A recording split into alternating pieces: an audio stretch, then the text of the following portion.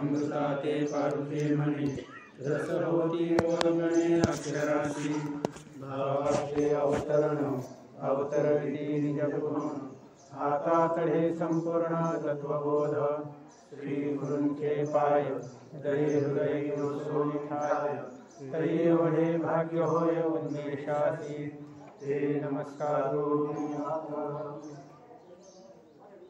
सच्चिदानंद रूपाय विश्वोत्पत्त्यादि Hathaway तापत्रय विनाशाय श्रीकृष्णाय वयं नमः यं प्रव्रजन्तमनुपेतमपेतकृत्यं द्वैपायनो विरहकातरमायुहाव पुत्रेति तन्मयतया सर्वोभिरीदुष्टं सर्वभूतहृदयं मुनिमानतोऽस्मि जन्माद्यस्य यतोऽन्वयादितरतश्चार्थेष्वभिज्ञः परात् तेने ब्रह्महृदायादिकवये मुह्यन्ति यत्सूरयः तेजो वायुमृदां यथा विनिमयो यत्र त्रिसर्गो मृषा धाम्ना स्वेन सदा निरस्तकुहकं सत्यं परं धीमहि सत्यं परं धीमहि सत्यं परं धीमहि।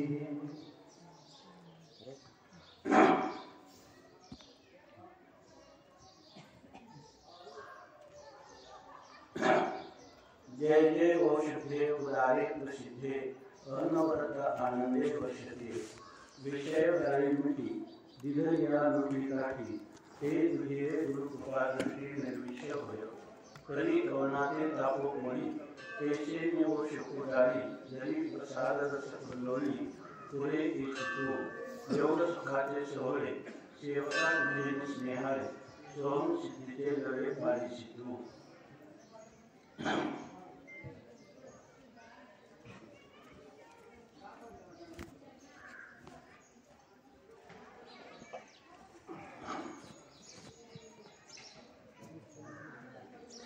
संत सम्राट भगवान ज्ञानोबा वैराग्य राजर्षी देवगुरु संत शिरोमणी श्री तुकोबा शांती ब्रह्मा श्री संत एकनाथ महाराष्ट्रातील सर्व संतांची मानली आहे आणि आज या ठिकाणी जो परमहंस महापुरुषांचा निर्याणाचा प्रसंग किंवा आराधना असं म्हटलं जातं आपल्या वैदिक संस्कृतीमध्ये संन्यासी महात्म्याची आराधना असं म्हटलं जातं त्या आराधनेनिमित्ताने असणारी त्याचे अधिष्ठात्री देवता परमहंस परिव्राजकाचार्य आनंद श्री विभूषित स्वामी महाराज या सर्वांच्या अलौकिक व कारण करून व हेतुकी अद्भुत असीम अपार अशा अनुग्रहामुळे तुम्ही आम्ही सर्व या कोरोना नावाचा जो सांसर्गिक व्याधी ज्याने संपूर्ण जगाला व्याप्त केलेला आहे या कालामध्येही आपल्याला स्वामी महाराजांच्या कृपेने या क्षणापर्यंत आपले श्वासोश्वास चालू आहेत आपण जिवंत आहोत आणि शिवाय ते श्वासोश्वास लोहाराच्या भात्याप्रमाणे व्यक्त नसून साथ आहे याचं कारण असं की आज या हरिदिनीच्या मुहूर्तावर जो स्वामी महाराजांचा निर्याणाचा दिवस आहे स्वामी महाराजांनी या दिवसाला कायमचं पावन करून ठेवलेलं आहे विशेषतः सुरेगाव हे एक क्षेत्र आहे आणि या क्षेत्रवासी किंवा परिसरातील किंवा ज्यांची स्वामी महाराजांच्यावर अत्यंत श्रद्धा आहे अशा श्रद्धावान लोकांसाठी स्वामी महाराजांनी एक पर्व निर्माण करून ठेवलेलं आहे की त्या दिवशी या स्वामी महाराजांच्या समाधीजवळ येऊन ही समाधी म्हणजे थडगं नाही हे साक्षात या ठिकाणी चैतन्य जे आहे ते चैतन्य आबालवृद्धांना सर्व कोणी कसे असो यारे यारे स्वामी महाराजांचा तुकाराम महाराजांसारखा बाणा होता यारे यारे लहान थोर याती भलते नारी नर करावा विचार नरगे चिंता होणासी या ठिकाणी सर्वांना संन्यासी महात्मा हा सर्व गृहस्थाश्रम वानप्रस्थाश्रम आणि ब्रह्मचर्याश्रम त्या सर्व आश्रमांतून गेल्यानंतर किंवा ब्रह्मचर्यात एव प्रवर्ते ब्रह्मचर्यातूनच गृहस्थाश्रम किंवा वानप्रस्थाश्रम न स्वीकारता संन्यास घेणारे असे त्या भारतामध्ये आता सुद्धा बोटावर गुंजण्यासाठी लोक आहेत तर स्वामी महाराजांचा संन्यास कसा आहे त्याच्यासाठी एक श्रुती आहे. वेदामध्ये असं म्हटलंय की ब्रह्मचर्यात एव प्रव्रजेत.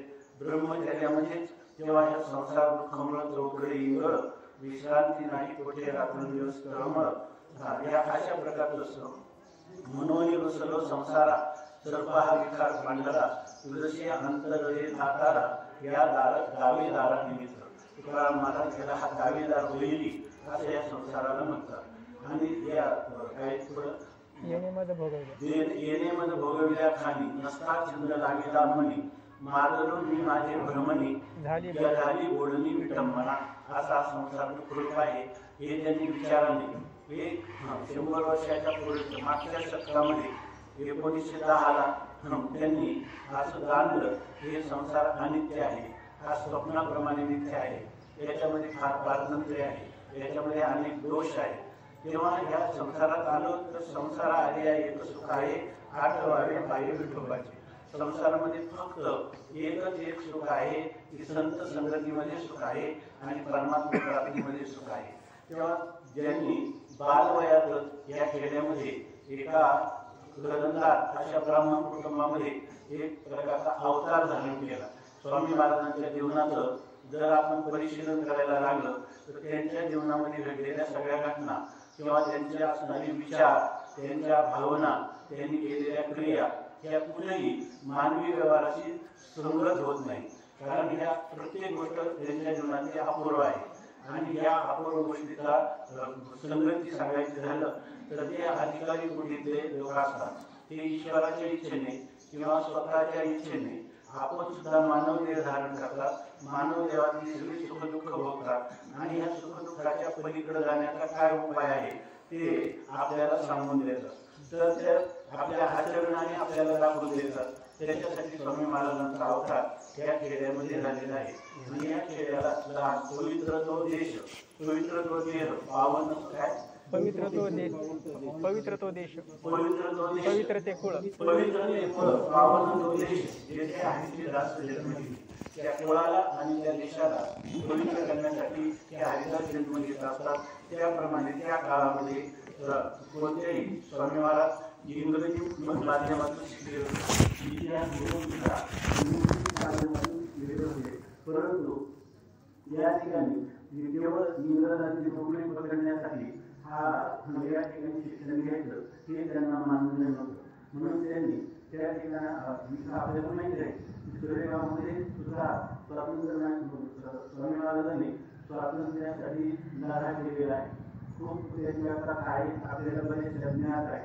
ज्यावेळेला इंग्रज अधिकारी इथं स्वामी महाराजांनी भारत स्वतंत्र झालाच पाहिजे असं जेव्हा इथं एक फलक लावला तेव्हा ते इंग्रज अधिकाऱ्यांना कळल्यावर आणि त्यावेळेस त्यांनी सांगितलं की तुमच्या गावामध्ये मुलगा कोण आहे तर तुला सांगितलं की ते जरा निर्पट आहे भेट घालून द्या. जेव्हा कर्माची भेट घालून लोकांनी गावाकडे तर त्यांनी कोण आहे त्यांनी सांगितलं I am the king of Suregaon, मी या सुरेगावचा राजा आहे असं सांगितलं. महात्मा गांधींबरोबर जवळजवळ 2 वर्ष त्यांच्यासोबत स्वातंत्र्यासाठी अशा प्रकारचं स्वातंत्र्य सैनिक असणारे स्वामी महाराज. परंतु देशावर इतकं प्रेम होतं, जितकं देवावर प्रेम होतं, जितकं आपल्या आई वडिलांवर होतं म्हणजे आईवर होतं, तितकंच प्रेम त्यांच्या देशावर होतं. आणि म्हणून स्वामी महाराजांनी जेव्हा हे फाळणी झाली, स्वातंत्र्य तर मिळालं परंतु इंग्रज लोकांनी अशी युक्ती केली की या देशाचे 2 तुकडे झाले.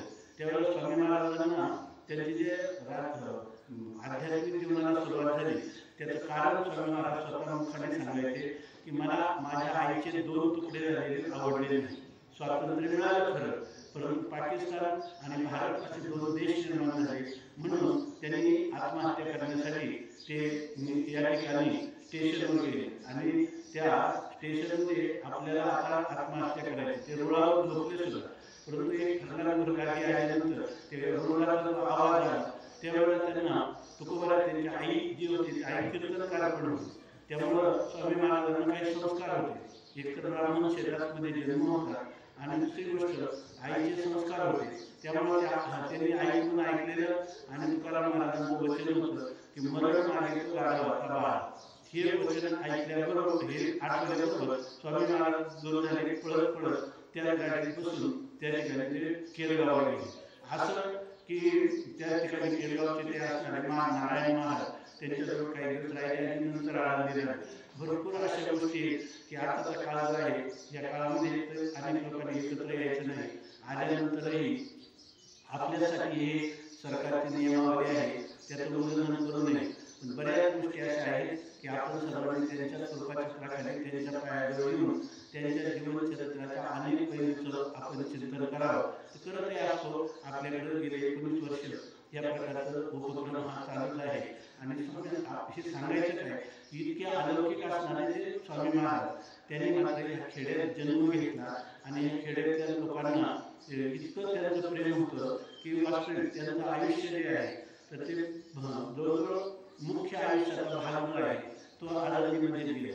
परंतु तरी सुद्धा स्वामी महाराज स्वतःच्या इच्छेने किंवा लोककल्याणाच्या इच्छेने या ठिकाणी ही जशी ज्ञानोबारायांच्या आळंदी संजीवन समाधी आहे त्याचप्रमाणे स्वामी महाराजांची ह्या क्षेत्रामध्ये संजीवन समाधी आहे. सुरेगाव हे गाव नाही, सुरेगाव हे क्षेत्र आहे. क्षेत्र ह्या शब्दाचा अर्थ संस्कृतमध्ये आहे क्षतात्रायते इति क्षेत्रः. आपल्या जीवनात येणारी जी ताप आहे, त्रिविध ताप आहे, त्याला क्षत, जखमा, व्रण असं म्हणतात. आपल्या जीवनातले व्रण कोणते आहे? आपल्या जीवनातले आधी भौतिक, आधी दैविक आणि आध्यात्मिक असे 3 दुःख आहे. आता ह्या कोरोना व्याधीमुळे शरीराला होणारा जो त्रास आहे याला म्हणतात आध्यात्मिक त्रास, आध्यात्मिक दुःख.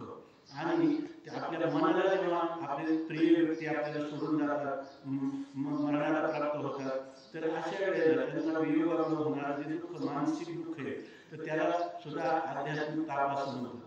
आधी भौतिक ताप म्हणजे विंचू, सर्प, व्याघ्र, शत्रू यांच्यापासून होणारा त्रास त्याला आधी भौतिक त्रास म्हणतात. आणि आधी दैविक त्रास म्हणजे तो त्याला म्हणतात की आता हे साथीचे रोग चालू आहे, संसर्गजन्य व्याधी याला म्हणतात की हे ज्या व्याधी आहेत त्या कशा आल्या, अचानक आल्या, त्याचा उपाय येत नाही, त्याचा निराकरणाचा उपाय काय करावा हे अजून समजलेलं नाही, कसा झाला हेही समजत नाही, लक्षणं पण बदलतात. याच्याबद्दल सर्व जगातले शास्त्रज्ञ त्या ठिकाणी हात टेकलेले आहेत. म्हणजे हा जो ही अशा प्रकारचे दुःख येतात त्याला म्हणतात आधी दैविक दुःख. ही ईश्वराच्या संकल्पाने प्राण्यांच्या सामुदायिक पापाचं कर्म जेव्हा घडतं तेव्हा सामुदायिक दुःख भोगावं लागतं. आणि ते भोगण्यासाठी अशा प्रकारचे भूकंप किंवा अतिवृष्टी, अनावृष्टी, उल्कापात किंवा हे साथीचे आजार अशा प्रकारचे दुःख आहे. आणि त्रिविध दुःखाने लोक पिडलेले आहेत.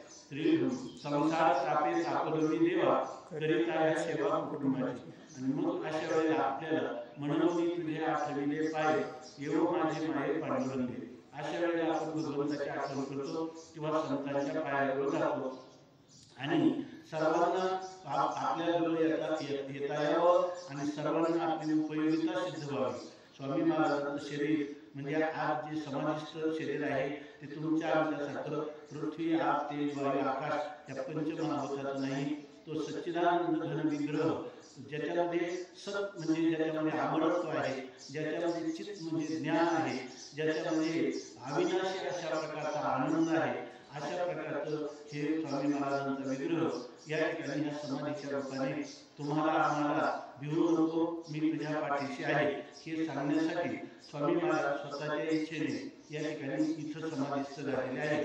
यावरून स्वामी महाराजांच्या असणारी अपार करुणा, बुडते हे जननमध्ये खवे डोळा येतो प्रबळा म्हणून यासाठी स्वामी महाराज या ठिकाणी येऊन विराजमान झालेले आहे. आता या ठिकाणी आपली जबाबदारी आहे की आपण अखंड त्यांच्या सेवेत असणं, नाही तर समर्थाचे पोटी आम्ही जन्मलो करंटी अशा प्रकारची स्थिती आहे. काय स्वामी महाराजांचं किती बारकावे, लहानपणातच किती अंतःकरणात वैराग्याचा उद्भव होता. पूर्वीच्या काळामध्ये ह्या शिमग्याच्या वेळेला म्हणजे होताशिनी पौर्णिमेला पूर्वीच्या काळात हे काही सिनेमा वगैरे याच्यापेक्षा सोंग होत असत. ते सोंग म्हणजे नाटकाचं स्वरूप होतं. त्याच्यामध्ये स्वामी महाराजांना त्यांनी समर्थाचं भूमिका करायला सांगितली. आणि स्वामी महाराजांनी ते फावडं, लंगोटी, सगळं छाती सगळं धारण केलं. आणि ज्या त्या काळातल्या असणाऱ्या अत्यंत श्रद्धावान अशा म्हातारी माणसं सुद्धा स्वामी महाराजांचं दर्शन घ्यायला लागली. जेव्हा ते नाटक त्यांनी इतकं छानपैकी केलं तर सगळे दर्शन घ्यायला लागले. पण स्वामी महाराजांनी सांगितलं की मला तिथं गेल्यानंतर मला असं वाटायला लागलं की हे जीवन आपण असंच काढायला पाहिजे. जर आपल्याला एवढ्या लहान वयाचं म्हातारी माणसं पाया पडतात खरोखर समर्थाचं तर हे आपण सोंग घेतलं. परंतु ते जर आपलं स्वामींसारखं आपलं जीवन घडलं तर आपल्याला किती चांगलं होईल. अशा कल्पनेने त्या काळामध्ये अगदी बालवयामध्ये त्यांनी संन्यास घेण्याचं हे केलं, निश्चय केला. जर स्वामी महाराज सांगायचे की दुसऱ्या दिवशी सकाळी मग त्यांनी त्याच वेशामध्ये असं ठरवलं की आता गावात जाऊन मदकरी मागायची.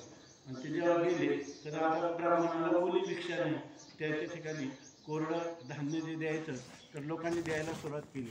परंतु जेव्हा लोक ते धान्य द्यायला लागले, सूपच्या सूप भरून द्यायला लागले धान्य, तर ते एकट्याला आणणार किती. तेव्हा फक्त त्यांनी तो एक प्रयोग केला. परंतु त्यांना असं वाटलं की आपल्याला जितका त्यागात समाधान आहे, आपल्याकडं असं आहे की त्यागेन एके अमृतत्व मानशु, त्यागाने मनुष्याला अमृतत्वाची सुखाची खऱ्या सुखाची प्राप्ती होते. सुख त्यागात आहे, सुख भोगात नाही.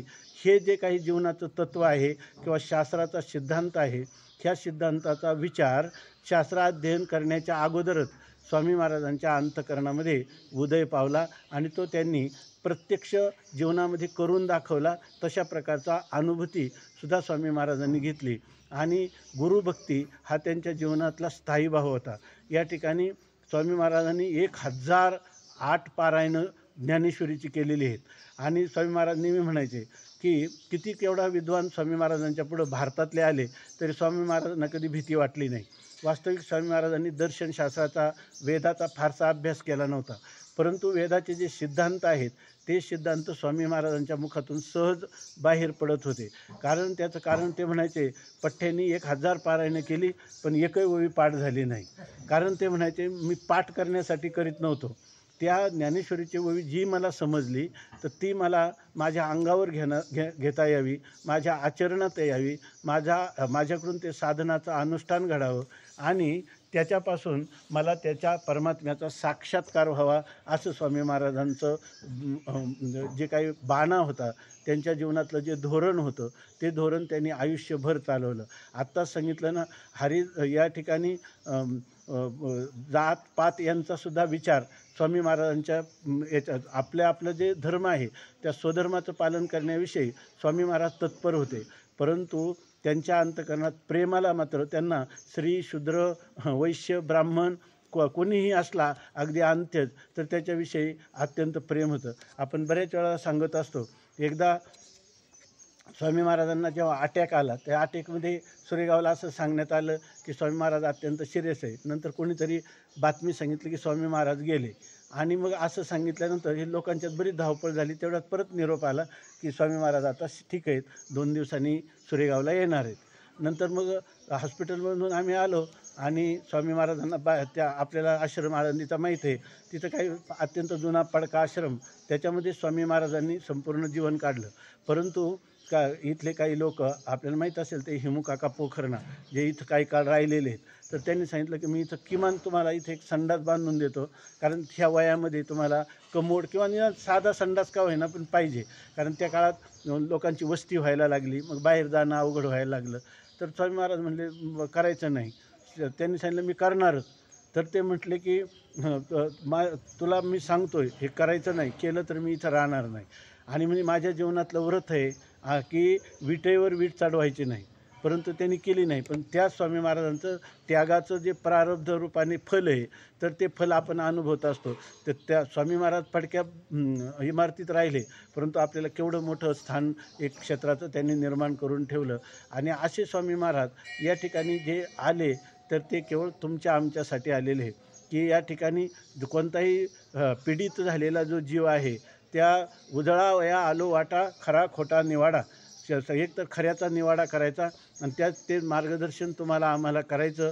आपण जे अनुभव आहे स्वामी महाराजांचं, ही जी समाधीशिला आहे याच्यावर जेव्हा आपण मस्तक ठेवतो तेव्हा स्वामी महाराज ये हृदयचे ते हृदय घातले, त्यांच्या हृदयातलं असणारं ज्ञान, भक्ती, वैराग्य, विवेक हे आपल्या हृदयात संक्रमित करतात. म्हणून आम्ही आता ह्या प्रतिकूल काळामध्ये देखील असं आपल्याला वाटतंच की स्वामी महाराजांच्या चरणाजवळ एकदा तरी नतमस्तक होऊन यावं. अशा प्रकाराने स्वामी महाराजांच्या इतक्या गोष्टी आहेत आणि त्या स्वतःच वास्तविक संन्यासी आपलं जीवनचरित्र सांगत नसतो, परंतु स्वामी महाराजांना कधीच संकोच वाटला नाही. एक उदाहरण म्हणून सांगतो की गजानन स्वामी त्यांचे 2च गुरुबंधू होते. कैवल्याश्रम स्वामींना फक्त त्यांच्या जीवनात 2च शिष्य होते, गजानन आश्रम आणि दुसरे म्हणजे आनंदाश्रम स्वामीजी, असे 2च शिष्य होते. एकदा आम्ही काशीला गुरुस्वामींच्या आराधनेला गेलो होतो आणि तिकडून परत येत असताना गजानन स्वामी पण आमच्याबरोबर आले. तर मग स्वामी महाराजांनी स्टेशनवर आल्यावर म्हटलं अरे आपला त्यावेळेला गाडीला खूप वेळ लागायचा, जवळजवळ 2 दिवस जायचे. तर त्यांनी सांगितलं आता 2 दिवस हे गजानन स्वामी बरोबर आहे, तुम्ही त्यांना काही प्रश्न वगैरे विचारा.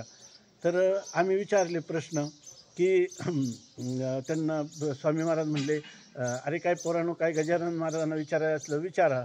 आम्ही त्यांना विचारलं. ते म्हणजे काय प्रश्न आहे तुमचा. एक तर त्यांना शास्त्रीय प्रश्न आवडत नव्हते, ते एकदम विरक्त संन्यासी होते स्वामीजींच्या सारखेच, पण स्वामी सगळ्या समाजात राहत होते आणि त्यांनी जीवनामध्ये असे अनुभव कटू घेतले होते का ते समाजाच्या विन्मुख एकटं राहणं त्यांना आवडत होतं आणि जर असेल कोणी अनुकूल व्यक्ती तरच ते त्यांचा स्वीकार करायचे, असं त्यांचा स्वभाव होता.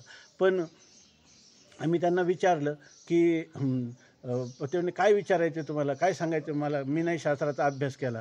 पण आम्ही म्हणलं आम्हाला काही नको शास्त्राचा अभ्यास. त्यांना विचारलं तुमचं जीवनचरित्र सांगा, तुमचं लहानपणापासून आत्तापर्यंत सांगा. आम्हाला वाटलं की 2 दिवस आपला प्रवास आहे, प्रवासामध्ये 2 दिवसात बरंचसं चरित्र ऐकायला मिळेल. त्यांनी आम्हाला एकदम शिव्या द्यायला सुरुवात केली. ते म्हटले संन्याशाला चरित्र विचारत असतात, संन्यास झाला म्हणजे त्याचा पूर्वीचा देह गेलेला आहे, नवीन त्याचा जन्म झालेला आहे असं आपल्याकडे शास्त्रामध्ये समजलं जातं. संन्याशाने आपलं स्वतःचं काही नाव गाव काही सांगायचं नसतं. इतकंच नाही तर आपल्या संस्कृतीमध्ये संन्याशाला विचारायचं नाही तुमचं गाव कोणतं, तुमच्या आईचं नाव कोणतं, ही त्याची माहिती पण विचारायची नसते. पण आम्हाला काही कल्पना नसल्यामुळं आम्ही ते विचारलं. मग ते असे रागावले. मग स्वामी महाराजांनी पुढं तिथून गाडी निघाल्यानंतर अरे काय तुम्ही काय विचारलं काय स्वामींना. म्हणलं विचारलं. ते शिव्या द्यायला लागले, ऐकायचं नाही. म्हणजे असं कसं होईल, सांगतील ना ते म्हणे.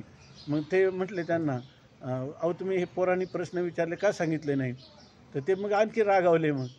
तर मग स्वामी महाराजांनी सांगितले बघा मी तुमचा ज्येष्ठ गुरुबंधू आहे ना, मी तुम्हाला नंतर संन्यासाला घेऊन गेलो ना, मग माझं ऐकलं पाहिजे, तुम्ही ऐकणार का नाही. ते म्हणजे ऐकणार. मग सांगा मग यांना चरित्र. मग त्यांनी आम्हाला 2 दिवस रस्त्याने भुसावळपर्यंत येईपर्यंत सारखं बसलं की त्यांचं सुरू ते सगळं सांगितलं त्यांनी.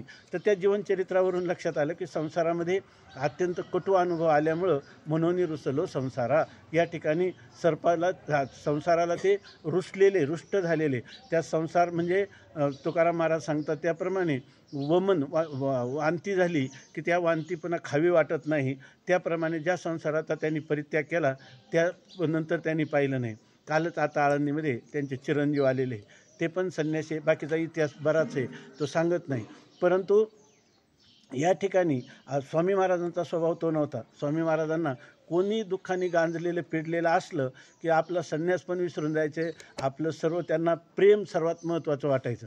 आणि याचं उदाहरण म्हणून या सांगत होतो मी आता की इथंच लोकांना समजलं की स्वामी महाराज बरे आहेत, मग लोक भेटायला यायला लागले. नंतर त्याच्यापैकी इथं मला आता ते आठवत नाही, मुस्लिम समाजाचे मोहम्मद किंवा काय असं नाव होतं त्यांचं, ते कदा बन्सीभाई. तर ते तिथं आले आणि ते आले कोणत्या वेळेला, सकाळी साधारणतः स्वामीजींना जेव्हा भरवीत होते, एक सोहळ्यामध्ये असणाऱ्या आजी होत्या त्या वारल्या आता, तर त्यांना भरवीत होत्या आणि स्वामी महाराजांना पूर्णपणे म्हणजे बेड रेस्ट म्हणतो आपण त्याला, पूर्ण विश्रांती सांगितली होती. आणि त्यावेळेला मग आम्ही त्या आश्रमाच्या भोवती जे खांब आहेत त्या खांबाला असे कपडे ताडपत्र्या सतरंजा बांधून स्वामी महाराजांना बाहेरच ठेवलं होतं. आणि मग ते मच्छरदानीत होते आणि मच्छरदानीत त्या आजी त्यांना भरवत होत्या. आणि तितक्या ते आल्यावर ते नाथ महाराज लोकांना येऊ नये, आपले एकनाथ महाराज कांडेकर आहेत, तर ते कोणाला येऊ नये म्हणून त्या ठिकाणी ते त्यांना थांबवलं होतं. तर ते तितक्यामध्ये असं झालं की ते बन्सीभाई बंशीभाईच ना, ते आले आणि त्यांनी सांगितलं की कुठे स्वामी म्हटले. कुठे स्वामी म्हटलं ते एकनाथ महाराज म्हटले आमचे की थोडं थांबा तुम्ही, त्यांचं जेवण चालले, नाश्ता चालला होता.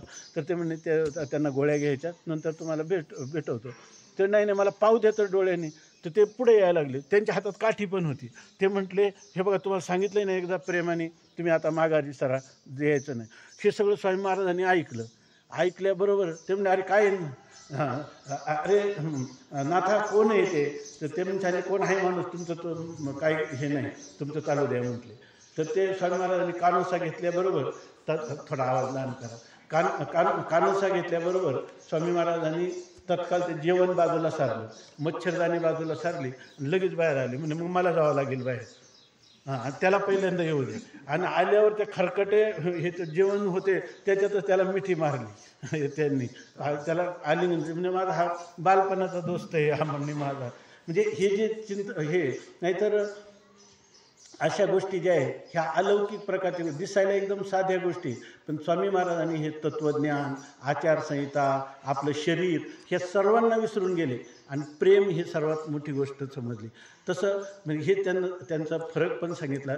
एक होते विरक्त आणि एक होते विरक्त, परंतु त्या विरक्तीला प्रेमाचं पोट दिलेलं, असं स्वामी महाराजांचं जीवन होतं. आपण किती जर त्यांनी लिहिलं तर आम्ही तर एक साधारणतः 18 वर्ष त्यांच्या लीला आम्हाला पाहायला मिळाल्या. परंतु जे आजच सकाळी स्वामी महाराजांच्या निमित्ताने आम्ही कोणतं महिम्न स्तोत्र वाचलं. त्याच्यामध्ये एक श्लोक काय होता, शारदा सर्व कालम तदत्पिनया. हां, त्यांनी लिहिलं आहे की ह्या सगळ्या समुद्राची शाही केली आणि आशितगिरी समम शात कज्जलम सिंधू पात्रे लिखती सुरतरोवर शाखा लेखनीम पत्र मुरवी लिखती यदि शारदा सर्व कालम तथापि तव गुणानां हिमीश पारम न याती. असं स्तोत्र आहे पुष्पदंतांनी भगवान शंकरावर लिहिलेले. हे भगवान शंकर संन्यासा साक्षात शिवस्वरूप असतो. तर स्वामींच्यावर हे जणू काही कवन त्यांनी सांगितलं की सर्व पृथ्वीवर असणाऱ्या समुद्राची शाही केली आणि सगळे जेवढे वृक्ष आहेत त्यांची लेखणी केली आणि करायला शारदा जरी बसली सरस्वती तरीसुद्धा भगवंताच्या गुणांचा पार नाही, असं स्वामी महाराजांचं जीवन आहे. जे काय थोडं बहुत ऐकलेलं तर ही एक गोष्ट सांगत होतो की गजानन महाराजांनी शिव्या दिल्या, पण स्वामी महाराज स्वतःच होऊनच आपल्या जीवनातल्या अनेक घटना सांगत असायचे आणि सहज सांगत असायचे. पण ते सांगत असताना माझं काही विशेष अनुभव आहे आणि मी तुम्हाला कथन करतो ही भाषा नसते, जणू काही दुसऱ्याचं काहीतरी सांगतात. एका साधकाने साधना केली आणि त्यांनी असं फल मिळवलं, असं स्वतःचं सहज एक माध्यम म्हणून ही सर्व ज्ञानेश्वर महाराजांची आपल्यावर असणारी कृपा आहे असं समजून, स्वतःला शून्यरूप समजून स्वामी महाराज सहज साधकासाठी आपले अनुभव सांगत असत.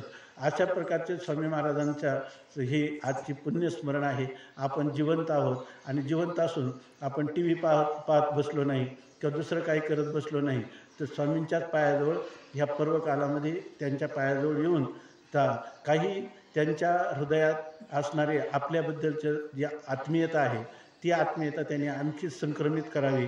आपल्याला आपलं शरीर संरक्षण करावं, आपली वाणीचं संरक्षण करावं, आपल्या मनाबुद्धीचं संरक्षण करावं, आपल्याला आत्मबल द्यावं, मनोबल द्यावं, बुद्धिबल द्यावं, यासाठी आपण इथं आलो. कारण काय हे आत्ताच्या काळातही लोक आता आपण म्हणतो की फार अस्थिर जीवन झालं, विस्कळीत झालं, फार क्षणभंगूर झालं, हे आपण म्हणतो तोंडाने. पण खरं जर आपल्याला ह्या कोरोनाच्या व्याधीपासून होणारे उपद्रव उघड्या डोळ्याने आपण पाहत असताना तर थोडंसं अंतर्मुख आपण झालो, बाहेर जाणारं मन आपल्या हृदयामध्ये स्थिर करून याचा जर विचार केला तर प्रत्येक मनुष्याला वैराग्य निर्माण होईल. पण वैराग्य निर्माण होतंय काय? होत नाही. झालं तरी ते कोणतं स्मशानामध्ये वैराग्य होतं तेवढं, त्याच्या पलीकडचं वैराग्य आपल्याला होत नाही. तर हे वैराग्य स्थायी स्वरूपाचं आपल्याला व्हावं असं आपल्याला वाटतं. म्हणून आपण त्यांच्या पायाजवळ त्यांच्या कृपाछत्राखाली सत्संगतीमध्ये ज्ञानेश्वरीसारख्या ग्रंथाचं आधार घेऊन काही थोडंसं ओव्यांच्याद्वारा काही प्रवचनाची सेवा करावी किंवा श्रवण करावं, यासाठी या शब्दरूपी फुलं त्यांच्या चरणी वाहावी किंवा आपल्या कानाच्या बिळातून हे शब्द आपल्या हृदयात न्यावे असं आपल्याला वाटतं. ही सुद्धा आपल्यावर असणारी स्वामी महाराजांची कृपा आहे. असो, ह्या स्वामी महाराजांच्या जीवनासंबंधाने जितक्या गोष्टी आपण बोलू, एकतर आपल्या बुद्धी इतकी आपली बुद्धी इतकी कमी किंवा इतकी त्रुटीपूर्ण असते की जसं चाळणीतून पाणी गाळलं तर चाळणीत काहीच राहत नाही, त्याप्रमाणे ह्या बुद्धीत राहत नाही. परंतु तरीसुद्धा ज्या ज्या गोष्टी वारंवार ऐकलेल्या आहेत तर त्या गोष्टींचं थोडंसं स्मरण होतं, म्हणून एक आपण थोडंसं आज या निमित्ताने बोललो. असो, आज स्वामी महाराज ह्या भूमीमध्ये जे कार्य करतात त्या कार्याचं ज्यांना उपयोगिता झाली किंवा स्वामी महाराजांचं जीवन ज्यांना अनुभवायला मिळालं, पाहायला मिळालं, त्यांच्या तोंडून जर उद्गार आले स्वामीविषयी तर हेच येतील, आणि ते ज्ञानेश्वर महाराजांचं 12व्या अध्यायाचं मंगलाचरण आहे. त्याचा मी फक्त एक ओझरत फक्त त्याचा अर्थ सांगतो. जय जय व शुद्धे उदारे प्रसिद्धे अनवरत आनंदे वर्षतीये. स्वामी महाराजांचं जीवनाचं पहिलं जर काय असेल तर जय जय व शुद्धे, जय जयकार असो, कोणाचा जय जयकार असो, आपल्या श्रीगुरूंचा जय जयकार असो. पण त्या श्रीगुरूंना विशेषण, श्रीगुरू आहेत कसे तुमचे, तर पहिलं लक्षण सांगितलं शुद्ध आहे. याचा अर्थ त्यांच्या शरीराकडूनही जे कोणती पातक घडत नाही, मनातही पापाचा संकल्प येत नाही, बुद्धीतही पापाचा निश्चय होत नाही, त्यांची क्रिया, त्यांची भावना आणि त्यांची बुद्धी ह्या सर्व पवित्र असतात. पवित्र असतात म्हणजे कशाने मनुष्य पवित्र होतो की शास्त्राने जी गोष्टी करू नका सांगितली, प्राण गेला तरी ती करायची नाही, आणि इदम करू ही करा असं सांगितलेलं आहे ती करायची. असं केलं म्हणजे मनुष्याच्या हृदयाची, क्रियेची, वाणीची सगळी शुद्धता होते आणि ते जीवन पवित्र होतं. आणि खरं पवित्र जीवन काय आहे, जगात सगळ्या पवित्राणाम पवित्रम्य, पवित्रातला पवित्र आहे परमात्मा. आणि जर कोणी त्या परमात्म्याचं चिंतन केलं तर चिंतने सरेतो धन्य धन्य काळ सकळ मंगळ मंगळाचे. मंगळ, शिव, शुभ किंवा याला शुद्ध असं जे म्हणतात ते शुद्ध आहे परमात्म्याचं नाव.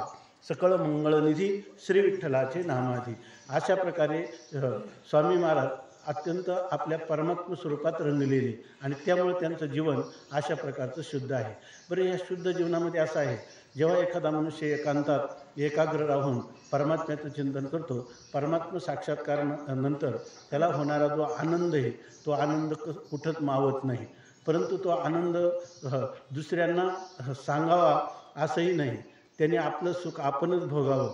माऊली म्हणतात की आमच्या गुरूंनी मला तळ हातावर सुखवलेलं आहे आणि त्यांनी मला हे आत्मसुख निवांत भोगावं कसं याचा मला धडा दिलेला आहे. परंतु त्यांनाच वाटतं की ह्या कराळ विकराळ कलिकालामध्ये जे जीव अत्यंत पिडलेले आहेत, विषयात रंगलेले आहेत, त्रिविध दुःखाने गांधलेले आहेत, तर त्यांच्यासाठी तो धावा करीपा वेगी, वेगाने तू धावून जा आणि ह्या लोकांना सुखी कर. म्हणून यासाठी अंतकरणाचं औदार्य लागतं, उदारता लागते. आपल्याजवळ जे आहे ते दुसऱ्याला द्यायचं. त्याच्यामध्ये व्यवहारातले लोक असे, व्यवहारात किती दिलं तर आपण आपलं थोडंसं ठेवून का होईना काही राखूनच दुसऱ्याला देतो. परंतु ह्या अध्यात्मामध्ये असं आहे की जे आपलं सर्वस्व त्याला द्यावं लागतं. सर्वस्व आहे आपलं ब्रह्म, तोच परमात्मा, आणि तोच परमात्माच त्याच्या हृदयामध्ये पूर्णपणे अभिव्यक्त करायचा. आणि असं जर कोणी करील तर त्यालाच खरं उदारता म्हणतात. आणि ही उदारता जी आहे ती उदारता परमात्म्याच्या आणि संतांच्याच ठिकाणी असते. तेव्हा या ठिकाणी स्वामी महाराजांसारखं औदार्य पाहिजे. स्वामी महाराजांनी जो अधिकारी येईल त्याचं काहीच नाही, त्याला हे ज्ञान कसं होईल, आणि ते इतकं स्वामी महाराजांचं असायचं. एखादा मनुष्य 8च दिवसाच्या रजा काढून आला तर त्यांनी ज्ञानेश्वरी पारायण करूनही त्याला थोडा वेळ राहिला, त्याच्यातही तो घरी स्वयंपाक करतो किंवा काही दुसरं साधन करतो, तर त्याच्यामध्ये तासभर जरी आला विचारसागराला, त्यांना असं वाटायचं की एका तासातच याला सगळं ब्रह्मज्ञान सांगावं. आणि त्यांच्या त्या शब्दाच्या ठिकाणी ते औदार्य असल्यामुळं त्यांची तेवढी त्या शब्दाच्या ठिकाणी शक्तीसुद्धा होती. आता परवा आपले देशमुख अण्णा त्यांनी ठेवलेला आहे, त्यांची स्वामी महाराजांच्यावर अपार श्रद्धा होती. घडलेली घटना थोडक्यात सांगतो. तर ज्यावेळेला आम्ही संध्याकाळी फिरायला चाललो होतो आणि ते अण्णा त्यांची पत्नी मरण पावल्यामुळं त्यांना खूप दुःख झालेलं होतं आणि त्या दुःखाचा उपाय त्यांनी अनेक प्रकाराने करत होते. आणि विशेष ब्राह्मण शरीर असूनही संस्कार नव्हते, म्हणजे फारसे संस्कार नव्हते, पवित्र जीवन होतं, परंतु आध्यात्मिक अंतरंग चिंतन नव्हतं. त्यामुळे ते खूप दुःखी झाले आणि त्यांना कोणीतरी सांगितलं की नगरमधले तुमच्या नगर जिल्ह्यातले साधू आहेत त्यांना भेटायला जा. आणि मग ते आले. तर आम्ही रस्त्याने चाललो होतो, ते आश्रमात आले, त्यांनी पत्ता सांगितला. मग ते घेऊन आले गाडी घेऊन चाकण घाटाच्या रस्त्याने, तिथं जो जुना पूल आहे तिथपर्यंत आले. आणि तिथं आम्ही पायी चाललो होतो. मग ते मागून त्यांनी गाडी उभी केली थोड्या अंतरावर आणि मग पायी चालत आले. तर कोणतरी म्हटलं कोणतरी आली, ही गाडी आपल्याकडे आली वाटतं.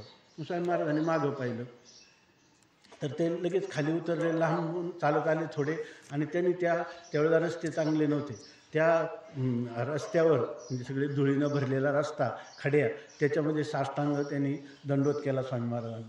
स्वामी महाराजांनी कमरेवर हात दिला आणि त्यांना सांगितलं की असं आहे की तुम्ही असं साष्टांग दंडवत कशाला घातलं, काही तुम्हाला दुःख आहे का, काही असेल तर मला सांगा, असं त्यांनी सांगितलं. मग त्यांनी सांगितलं काही नाही, मला दुःख आहे माझ्या पत्नीच्या मृत्यूचं.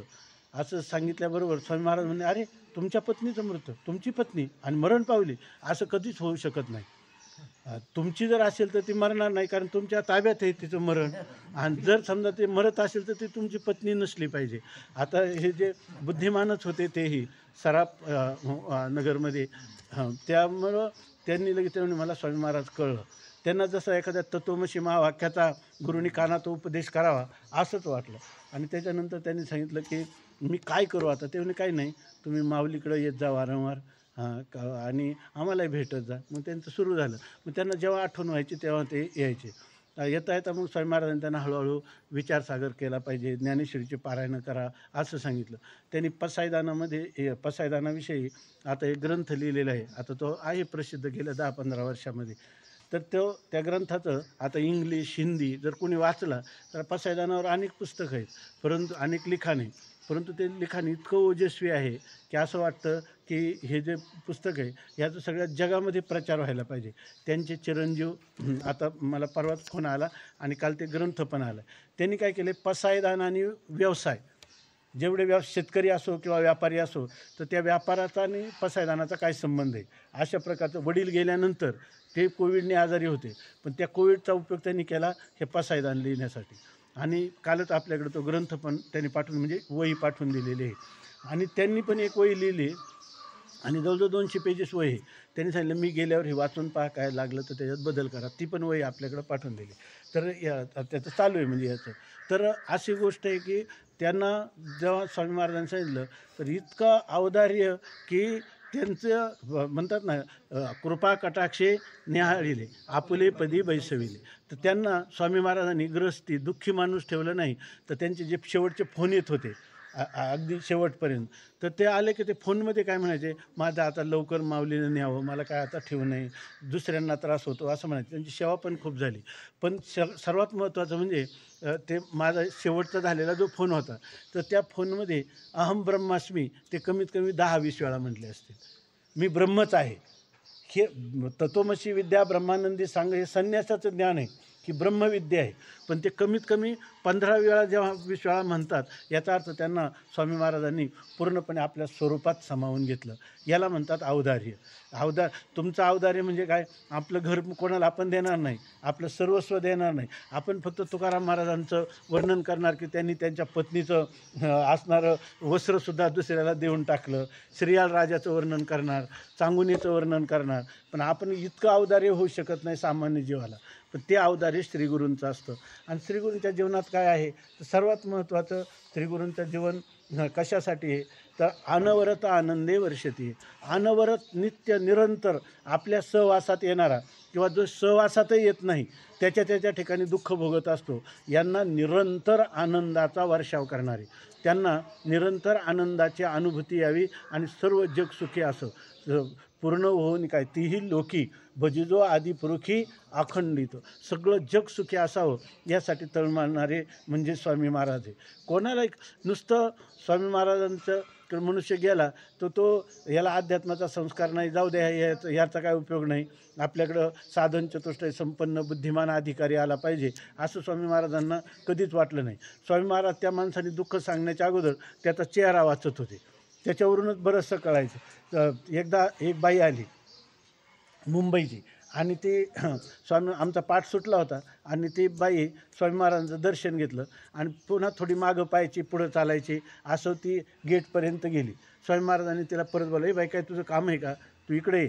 तिला बोलावलं तर त्याला ते म्हणजे काही नाही काम, नाही नाही पण तू मग कशासाठी असं मागं पुढं पाहते, दर्शन करायला कशी आली, तुझा काय परिचय नाही, काही पूर्वी कधी आली होती का, नाही.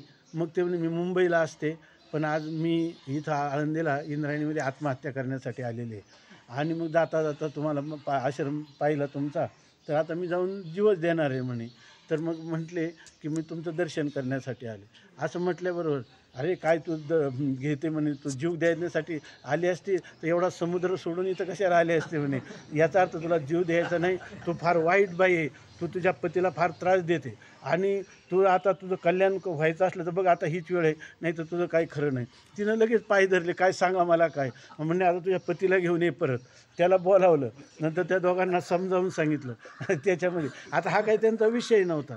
हे जे औदार्य आहे आणि अनवरत आनंदाचा वर्षाव करण्यासाठी साधूचं जीवन चंदनासारखं झिजत असतं आणि त्याचं मूर्तिमंत उदाहरण असं सांगायचं झालं तर आपलं सर्वांचं भाग्य आहे की असं व्यक्तिमत्व, असा एक लीला विग्रह, अशा अवतारी कोटीतले महापुरुष स्वामी महाराज आपल्याला पाहायला मिळाले. हे ज्यांना आणि जरी ज्यांना पाहायला मिळाले नाही तर स्वामी महाराज या ठिकाणी समाधीमध्ये विराजमान आहेत आणि जितकी आपली श्रद्धा प्रबल होईल तेवढं स्वामी महाराजांची आपल्याला अनुभूती येऊ शकतं. आम्ही आता रस्त्याने थोडंसं बोललो, आम्हाला असं वाटतं, आम्ही एकदा स्वामी महाराजांना म्हटलं मी बऱ्याच वेळा सांगत असतो, आज काही त्याची पुनरावृत्ती करत नाही. तर ते स्वामी महाराजांना म्हटलं तुम्ही गेल्यावर आम्हाला काहीतरी असं नियम वगैरे सांगून ठेवले तर आम्ही आमचं जीवन घालू. पण आम्ही नवीनच होतो आणि स्वामी महाराजांना अटॅक आला. त्याच्या पुढं स्वामी महाराज 10 वर्ष राहिले जवळजवळ, परंतु 10-12 वर्ष राहिले. पण विचारलं तर तेव्हा त्यांना ऑक्सिजन चालू होता रात्रीचं. त्यांनी लगेच ऑक्सिजन बाजूला केला आणि ते मला म्हटले जेवढा वेदांत शिकला तेवढा मातीत गेलं तुझा म्हटलं. हेच शिकवलं का म्हणे. अरे मी मरणार आहे का म्हणे, मी सगळ्यांना पुढं घालून जाईल म्हटले. असं ते म्हटले. आणि नंतर त्यांनी काही 2 गोष्टी बोलले. मग मी म्हटलं तुम्ही हे मास्क लावा. तर ते म्हटले मी मास्क लावणार नाही म्हणे, तुझा चेहरा का सुकला ते सांग मला. मी म्हटलं काही नाही, तुम्ही उद्या बरे होणार आहेत, मला आनंद वाटतो. खरं तर मला वाटत होतं की जाणार आहेत, पण मी म्हटलं असं. ते म्हणले असा सुटकी चेहरा असतो का मी बरा होणार आहे, तुला काहीतरी आहे. मग मी सांगितलं असं आहे. मग ते म्हटले अरे जसा मार्ग मिळेल तसं निघून जा, असं ते स्वामी महाराजांनी सांगितलं. कशासाठी सांगत होतं ते विसरलं. तर स्वामी महाराज जे प्रत्येक माणसाला बघा ते स्वतः अवधारी त्यांच्या आणि प्रत्येक मनुष्याला अनवरत सुख आनंद कसा मिळेल याची काळजी होती. त्यांना स्वतःला ऑक्सिजन आहे, मरणाच्या दारात आहे आणि अशा वेळेलाही आमचा सुटकी चेहरा त्यांना ग्रहण होतो. याचा अर्थ हे जे आहेत ते केवळ परोपकारासाठी, येथे उपकारासाठी आले घर ज्या वैकुंठी. वैकुंठात राहणारे हे महात्मे केवळ परोपकारासाठी, तुमच्या आमच्या कल्याणासाठी या ठिकाणी आलेले. असो आपल्याला या ठिकाणी आज ही हरिदिनी आहे, हे पर्व आहे, माऊलीचं प्रस्थान झालेले. स्वामी महाराजांनी तर हा दिवससुद्धा कशा प्रकाराने ठेवला. आम्ही एकादशीच्या दिवशी सकाळी म्हणजे दशमीला त्यांना खूप त्रास होता, याच्यामध्ये आपला अष्टमीला खूप त्रास होता. तर रात्रीचा आम्ही झोपलो आणि सकाळी त्यांचं ब्लड प्रेशर पाहिलं. ते म्हणे त्या क्षीणच झाले होते. कसं आहे, कमी आहे का कमी. हा म्हटलं कमी आहे म्हटलं. ते म्हणे माऊली कधी जाणार आहे म्हटलं आता माऊलीच निघणार आहे 6 वाजता. तर ते म्हटले की मग आता आपल्याला उद्या जायला हरकत नाही म्हटले. पण असं बऱ्याच प्रस्थानमध्ये आम्ही पाहिलं होतं. पहिला अटॅक आला तोही प्रस्थानमध्येच आला होता, त्यामुळे त्याचं काही गांभीर्य वाटलं नाही. परंतु त्यांनी एकादशीच्या दिवशी विचारलं आज माऊली कुठे आहे. तर म्हणलं आज माऊली पुण्यात आहे ना, आता निघणार आहे पहाटे म्हणजे 4:30-5 वाजता. म्हणलं निघणार आहे. तर मग आता आपल्याला जायला काय हरकत नाही असं म्हटलं. आम्ही गेलो दिंडीला आणि दिंडीहून आलो परत संध्याकाळी 8:30 वाजता त्यांचं ब्लड प्रेशर वगैरे पाहिलं आणि खोलीवर झोपायला गेलो आणि 1-2 तासांनी स्वामी महाराजांनी देह सोडला. पण त्याच्यानंतर स्वामी महाराज जे म्हणत होते की आता जायला हरकत नाही, ते तसंच झालं. त्यांनी हे का तर कोणत्याही वारकरी, त्यावेळेला त्यांनी आम्हाला सांगितलं होतं की वारकरी जे चाललेत ना कोणालाही मागं बोलायचं नाही आजाराला. काय इथं आपण हॉस्पिटलमध्ये आहे, इथं सगळी व्यवस्था आहे, कोणालाही वारीपासून वारकऱ्यांनी येऊ नये. असं दिवस निवडला की आज सासवडचा मुक्काम असतो, उद्या म्हणजे उद्याचा काल असतो, कोणालाही दर्शनाला यायचं म्हणलं तरी येता येतं. अशा प्रकारचं स्वामी महाराजांचं सर्वच काही अलौकिक होतं. असो, या ठिकाणी त्यांच्यासमोर आपण काय प्रवचन करणार आहे, फक्त स्वामींच्या चरणी ही जी शब्दरूपी फुलं आहेत, ही फुलं त्यांच्या चरणारविंदी समर्पित करायची. म्हणून आपण त्यांच्या पायाजवळ बोलिलं काय वेडे वाकुडी बोलिली लेकुरे वेडे वाकुडी उत्तरे करा क्षमा अपराध महाराज तुम्ही सिद्ध.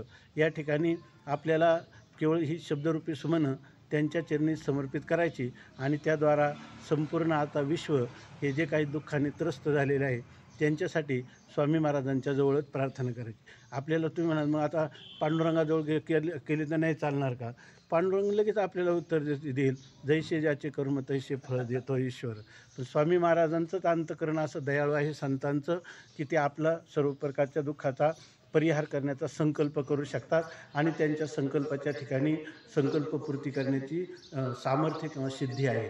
म्हणून आपण या ठिकाणी सर्वेत्र सुखिनः सन्तु सर्वजण सुखी असो, सर्वे सन्तु निरामयाः, सर्व निरोगी असो, सर्वे भद्राणी पश्यन्तु, सर्वांना चांगल्या गोष्टी पाहायला ऐकायला मिळत, मा कश्चित दुःख मापण्यात आणि कोणाच्याही वाट्याला दुःख न येवो अशा प्रकारची प्रार्थना करून आजच्या चिंतनाला विराम देऊ. पुंडलिक वरदा विठ्ठल श्री ज्ञानदेव तुकाराम ज्ञानेश्वर महाराज की जय.